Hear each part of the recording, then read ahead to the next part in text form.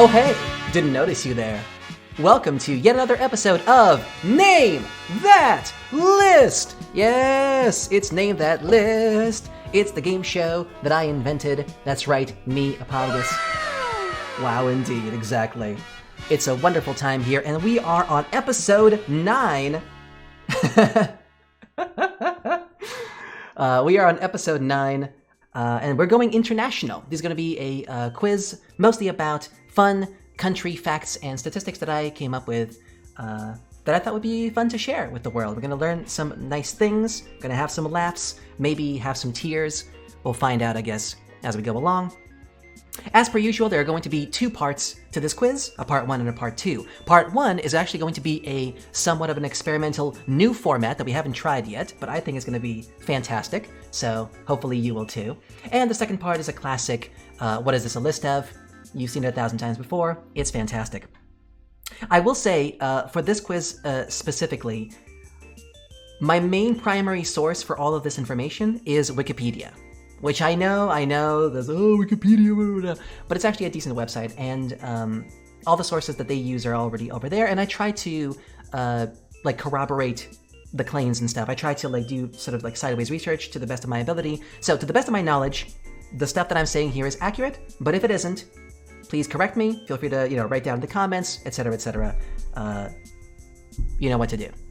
With that disclaimer out the way, let's get started. Part 1. What is the correct order?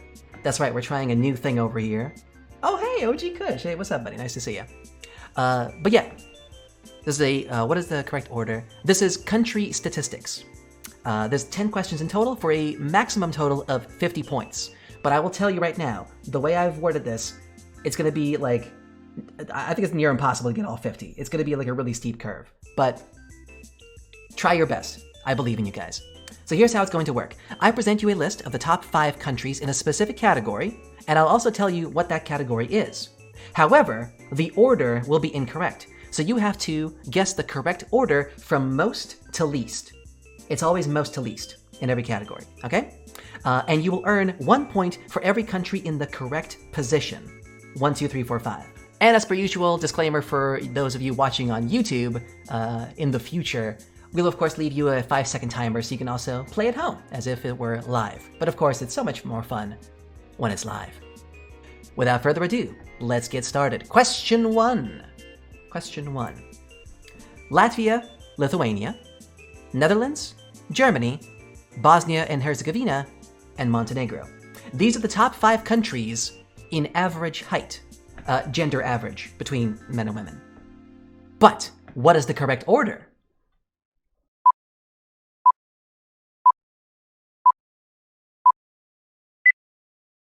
All right, well, congratulations to those who got the correct order. This is the correct order right here.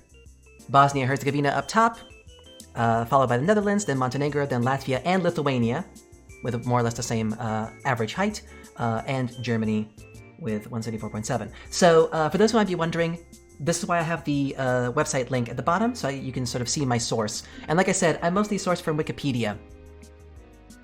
Yeah. So if you look at the top heights for men and women here, a lot of these entries were a lot more recent, but as you can see, there are different years of the reporting. So it's a little bit it's not entirely accurate, but unfortunately these kinds of reviews, these kinds of surveys are not done consistently in every country year by year, so it's hard to get a chronologically congruent average. But I think there's it's pretty decent scoring here, except for the Netherlands, of course. Last time they measured was in 2009, which is not ideal, but it is what it is. So I took this table, and what I basically did was I went for average male heights, compared them to average female heights, and then I scored which ones were at the top. So yeah, I think with most of these questions, unfortunately, there will be this little bit of editorializing that I will have to do. It's just that's just how statistics are. Unfortunately, yeah. We're working with inaccurate data. That is how it is. So again, if it's not accurate to the best possible degree, I apologize. This is the best that I could do. If it's not good enough, then I'm so sorry. But there it is. All right, question 2. Here we go. Japan, Singapore, South Korea, Norway, and Australia. These are the top 5 countries in life expectancy. Again, gender average. But what is the correct order?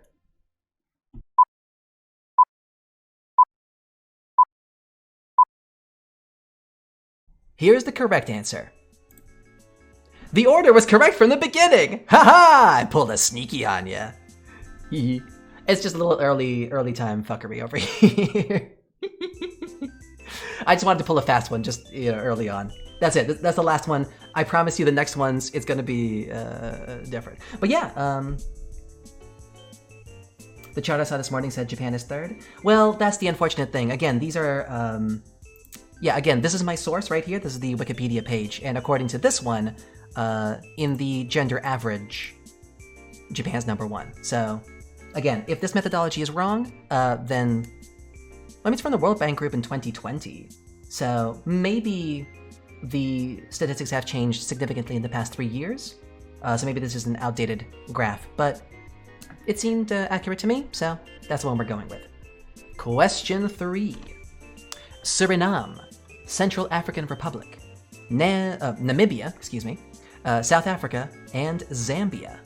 These are the top 5 countries in income inequality, according to the Gini index. But what is the correct order?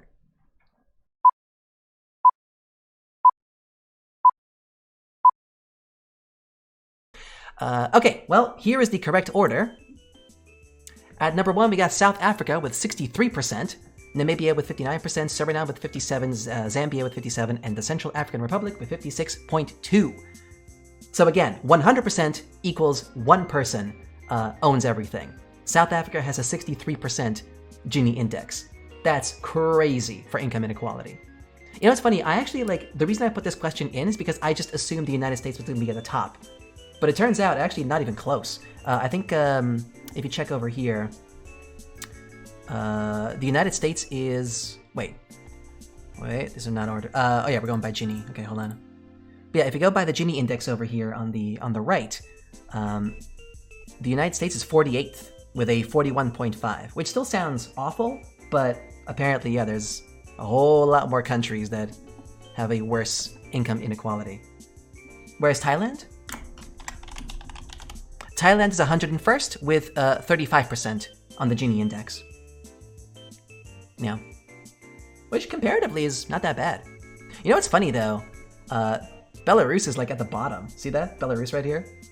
With a 24.4. I find that very hard to believe, but okay. Question 4.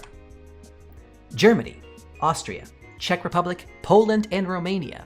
These are the top 5 countries in beer consumption per capita, meaning per citizen. So we're ranking the average... and these are measured in per year, in liters per year. Again, from most to least. But what is the order?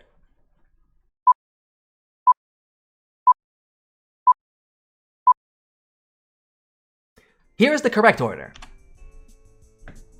There it is. Turns out the top in beer consumption per capita is the Czech Republic, with 140 liters per year per citizen. On average, of course. Which, does that sound high to you? Because that seems high as hell to me. Oh my god. Yeah, then we have Austria with 107, Romania with 100, Germany with 99, and Poland with 97. Czech Republic. Oh, the Pilsen? Oh, that makes sense, actually. Yeah. Question 5. Colombia, Indonesia, Mexico, India, and the Philippines. These are the top 5 countries at risk of natural disasters, meaning how likely are you to be in a natural disaster if you stay there. The way I understood the graph is over a given year, I guess. But what's the correct order? Here's the correct order. There it is. So the Philippines is the, as you can see, there's a 46.8 per, yeah. It kind of actually makes sense if you look at these countries, because the majority of these, except for Colombia and Mexico, they are in or around the Indian Ocean and the Pacific Ocean. So I imagine the majority of this is on account of the monsoon season. It's just regular flooding happens all the time. So as I understand the statistics, that's what I'm saying. It's like a yearly average. Because I'm assuming like if you go to any of these countries during the dry period, you're a lot less likely to get into some sort of a natural disaster because like there's no floods, right? Then it's just a question of like maybe earthquakes or I don't know, like tornadoes and stuff. That's what I'm assuming. But yeah, apparently. Question 6, here we go. Jamaica, New Zealand, United States, Nigeria, and Canada. These are the top 5 countries in percentage of people who have smoked weed at least once in the past year. Once you see the graph, I'm sure you understand why it had to be worded this way. It's very specific, but there's a reason for it. But what is the correct order?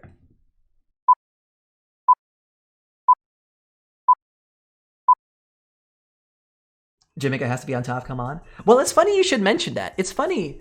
The part of the reason that I put this question in is because I assumed everybody would assume Jamaica would be at the top of this list. Here's the correct order. Isn't that wild? Canada's at 27%. Okay, so with this one, there are a number of caveats I have to add. Number of caveats. Okay. So, this is the table that we're using over here. So, you'll notice it's annual cannabis use. And the indicator they're going for is annual prevalence, which is the percentage of the youth and adult population who have consumed cannabis in at least once in the past survey year. Now, if you look at the actual annual prevalence, you might notice a bunch of countries I haven't listed are popping up. That's because the surveys were conducted at least 20 years ago, and that just seems like very inaccurate data. So I said we're going to exclude countries that haven't done a survey in at least the past 10 years, okay? Which excludes Papua New Guinea, Palau, Northern Mariana Islands, basically all of these, countries. It does include Jamaica because they conducted it in 2016, which 10 years is a long time, but I figured like, you gotta stay reasonable. So, yeah. Question 7. United States, China, Japan, India, and Russia. These are the top 5 countries in annual CO2 emissions, measured in megatons. 1 megaton is 1 million ton, and 1 ton, spelled like this, is 1,000 kilograms. So 1 megaton is 1 billion kilograms. Okay? Just for reference. But what's the correct order?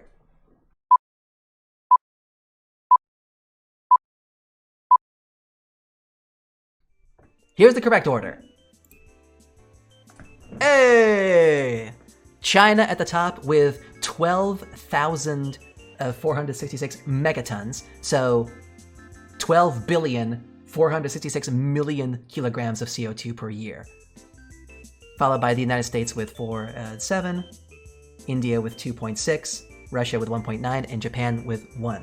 So, again, 1 megaton is 1 billion kilograms. China produces 12 billion kilograms of CO2 per year. It does more than the other 4 countries combined. It's not a good look, guys. It's not a good, we're not doing well, is what I'm saying. We're not great. So yeah, it's a little bit worrying, a little bit of the moment.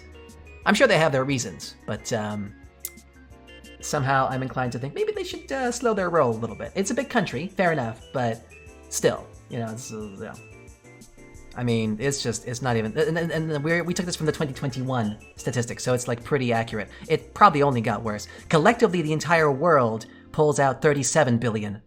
That's it's not great. So, no bueno.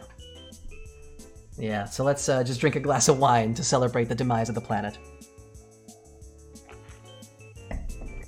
Ooh, baby. On a lighter note, let's move on. Woo! This is a fun game show. Yeah! Alright, question 8. Let's go. Question 8. Spain, Denmark, Italy, France, and Japan. These are the top 5 countries in number of Academy Awards for Best International Feature Film. So the Academy Awards they're the guys who do the Oscars, basically. So it is an American organization, which means that international feature film means not American, basically. So, for full context. And just for full context, the Oscars have been given away since 1929. So it's been about 100 years. But what's the correct order?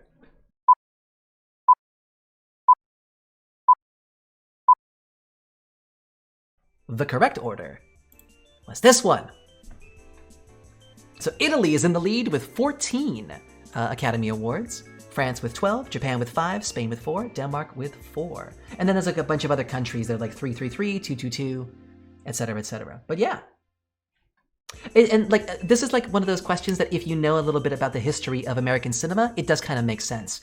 If you've ever heard of the term spaghetti western, so back in the, I believe like through the 40s to the roughly the 60s, the United States was like super obsessed with cowboy movies. That was like the main, like the way that we're kind of obsessed with superhero flicks, they were obsessed with cowboy movies at the time. And also for budgetary reasons, a lot of American productions moved to Italy because it was easier and cheaper to shoot there. And I imagine that's part of the reason how the Italian cinema industry got started. And it turns out there was a lot of auteurs over there. And so a lot of like, yeah, there's like these like classic auteurs in Italy managed to make some spectacular films. Question 9. Syria, Nigeria, Bangladesh, Egypt, and the Democratic Republic of Congo. These are the top 5 countries in the number of homeless people, daily average. But what is the correct order?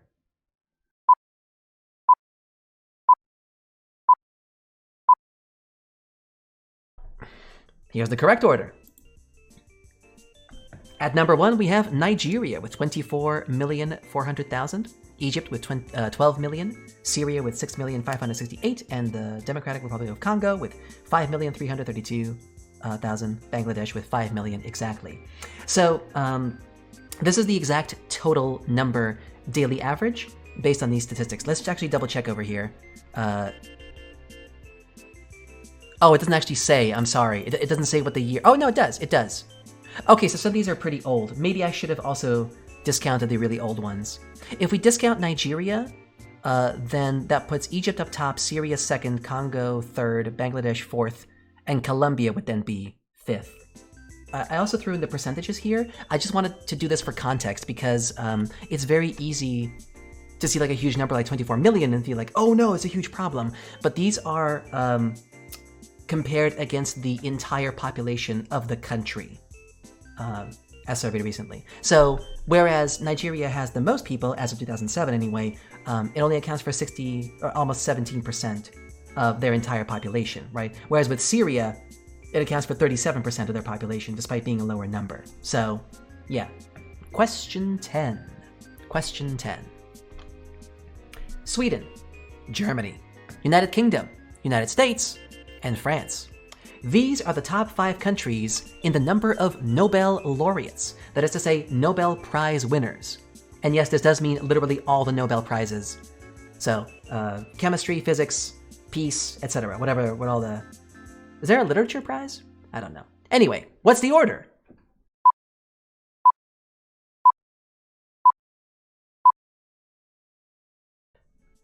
Get ready for a shock. This is the correct order. It's not even close. The United States with 403 Nobel laureates. That's not individual prizes, that's individuals who have gotten the prize. So there's possible the same person got like multiple prizes, but they're counted as one in this stat over here. Yeah, it's not even close. It's not even close. Look at that, look at that, look at that. Boom. Look at that. Ba-ba-ba-ba-ba-ba-bam.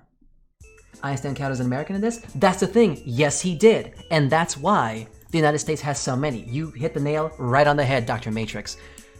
If you know the history of the United States, it's actually no surprise because the United States is famous for, first of all, investing heavily in their tech sector, and secondly, poaching valuable scientists from other countries for whatever reason, including a bunch of formerly Nazi scientists who worked on all kinds of fun machines. Exactly, yeah. So this includes, yeah, guys like Einstein and other people who did all kinds of great work in physics.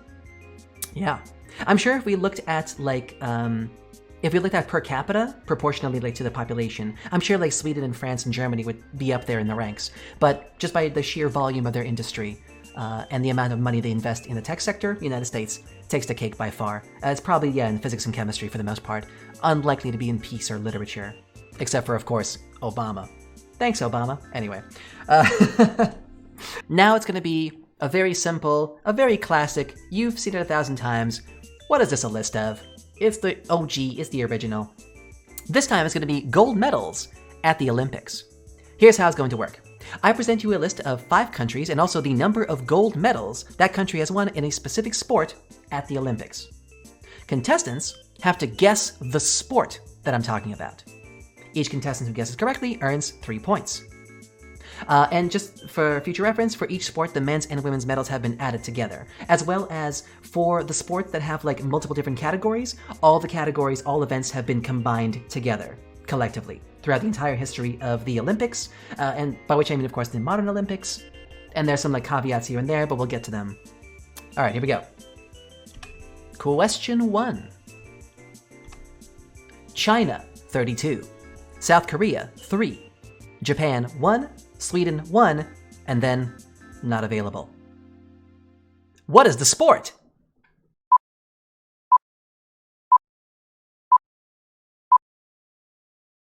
That's right, it's a super easy one. We're starting off with table tennis, all events combined. That's right, China so completely dominates table tennis at the Olympics, there isn't even a 5th country to win even 1 gold medal. That's how much they trounce the competition. There's a couple of like silver and bronze medalists, but that's how bad that's how like, isn't that crazy? Like repeatedly at the Olympics for table tennis, it's like even in the semifinals, it's all Chinese players playing against each other. It's crazy. It's absolutely insane. Yeah. Question 2. Norway, 22. Germany, 20. Russia, 19. France, 12. And Sweden, 6. What is the sport?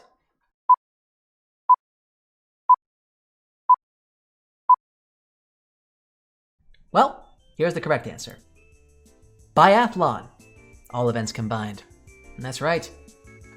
It's the one where you ski for a bit and then you shoot for a bit. Yeah. Turns out biathlon actually has multiple different categories. There's different like distance amounts, and those are counted as like separate categories. I actually didn't know that. But yeah, when you put them all together, Norway's on top, with Germany in a close second, which I found very surprising. I would have thought it would like been all Scandinavian countries. Question 3. United States, 25. Jamaica, 7. Great Britain, 4. Germany, 3. And then Australia, Canada, and Russia, each with 2 gold medals. But in which sport?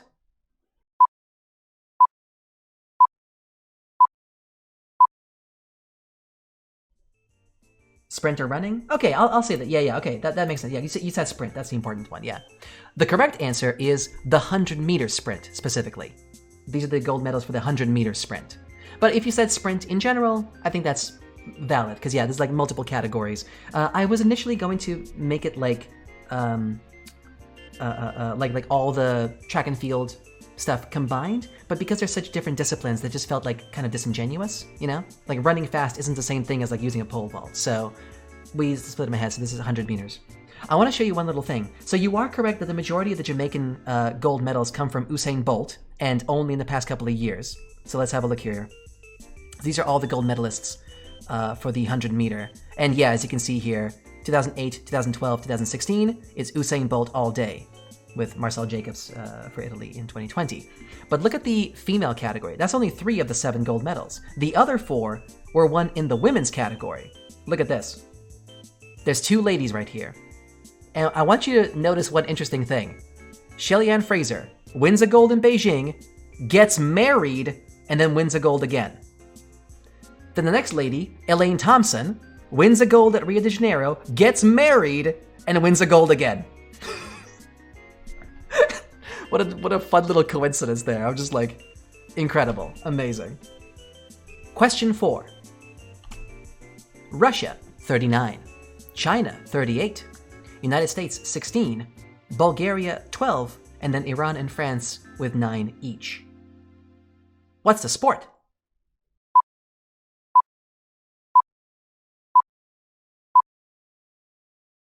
The correct answer is weightlifting. All events combined. There are a lot of categories in weightlifting for all the different weight classes and for different like like points systems and stuff like that. But collectively, throughout the years, it turns out Russia is number one, with China in a very close second, which I found very, very surprising. I did not really, I don't picture Chinese people as like very weightlifty, but different weight categories. And also this is two genders combined. So it's possible that maybe, one country fares better in the female category and then one other in the male, but combined together, this is the breakdown. So yeah, there you have it. Russia takes steroids, so that's why. You know what's funny, actually? That might actually be a part of it. I'm not even lying. That doping is a huge issue with the Russians in the Olympics. There's a lot of scandals, which we will cover in the later in this quiz. So stay tuned for that. Yeah. Question 5. Ethiopia 6, Kenya 5, United States 4, France 3, and then South Africa among like a whole bunch of other countries 2. What's the sport?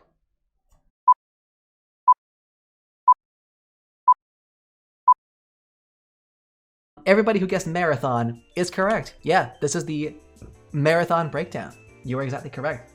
So we, Dr. Matrix, AJ, SQ, and Cassandra, I'm gonna give you the 3 points as well. I'm fine with that. Let's be generous for this one. Yeah, I'll accept it. That's fine. 3 points for you, Cassandra. Sure. Ethiopia, I'm not sure, but Kenya, I'm sure. Yeah, so apparently there's a specific region in Africa that like several countries border where for whatever reason the genetics kind of worked out that those people over there have like abnormally strong lungs and have a very, very efficient blood oxygen distribution to the point where they are just able to run without breaking out into a sweat or whatever for way longer distances than other people. And when they finally started competing in the Olympics, they just completely blew the entire sport up. It's kind of insane, yeah. Kind of lucky, but good for them. It is hard work. Marathons, it's 26 miles, it's 42 kilometers. That's it's no laughing matter. Question 6. United States 7, Brazil 3, Germany 2, Australia 1, Norway 1. What is the sport?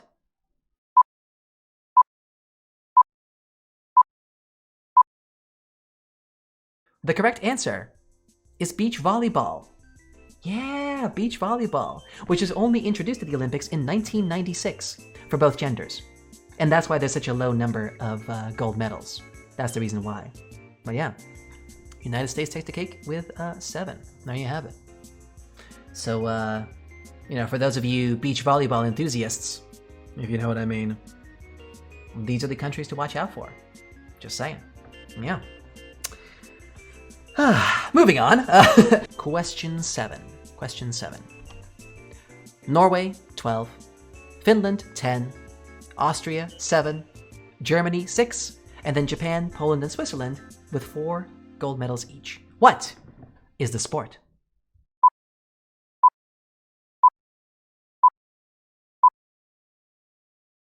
The correct sport is ski jumping. All events combined. Apparently, ski jumping has multiple different kinds of events. There's something called like normal hill or large hill. Those are 2 different categories, and then like splits a little bit more after that. So yeah, ski jumping. Question 8. United States, 50. Cuba, 41. Russia, 24. Great Britain, 20. And Italy, 15. What is the sport?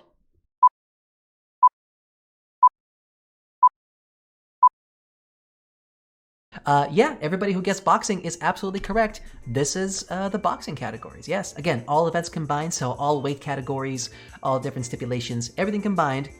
United States is still at the top, but Cuba, surprisingly, with 41 gold medals. I actually had no idea that Cuba was so into boxing, but apparently this is a well-known factoid. No, I mean, considering the relative sizes of Cuba to the United States, it's actually like pretty incredible they're keeping up like this, They're only like 9 away compared to like the massive country of the United States. Cuba's holding their own. It's a culture thing. I get it, but still, good for them, It's not hard. I mean, it's not easy to keep up with the gargantuan US of A, So, good for them. Question 9. Italy, 49. France, 44. Hungary, 38. Russia, 31. And Germany, 12. What's the sport, though?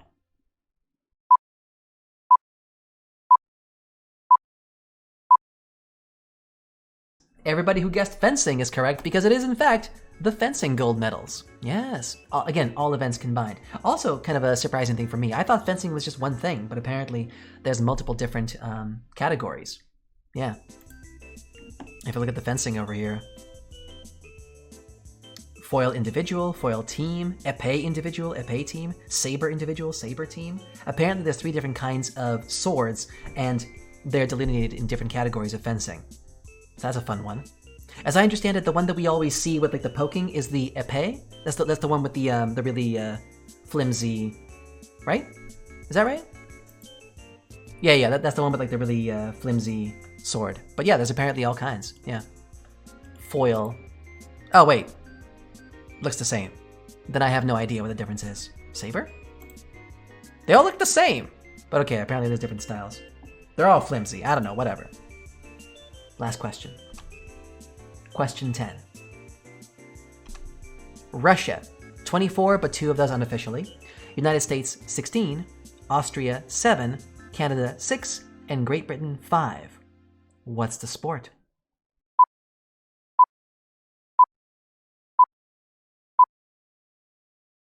The correct answer is figure skating. Yes, figure skating. Again, all genders combined, all events combined. In total, Russia has 24 gold medals in figure skating. However, there is a story behind this, okay? So if you'll indulge me a little bit. Doping among Russian competitors is distinct from doping among other nationals of other countries in that rather than doping being an individual choice, it is state-sponsored and systematic, with the Russian state being found to have supplied steroids and other drugs to athletes. Due to widespread violations of anti-doping regulations, including an attempt to sabotage the ongoing investigations by the manipulation of computer data, the World Anti-Doping Agency in 2019 banned the Russian Federation from all major sporting events, including the Olympic Games, for 4 years.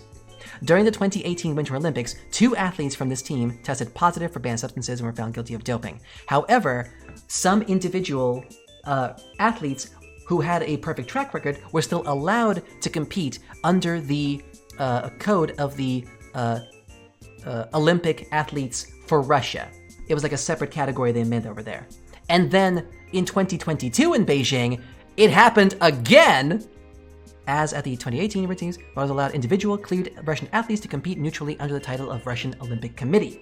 So, whereas ethnically, culturally, in all respects, these athletes were Russian, they did not officially represent the Russian government in either the 2018 or the 2022 Olympic Games.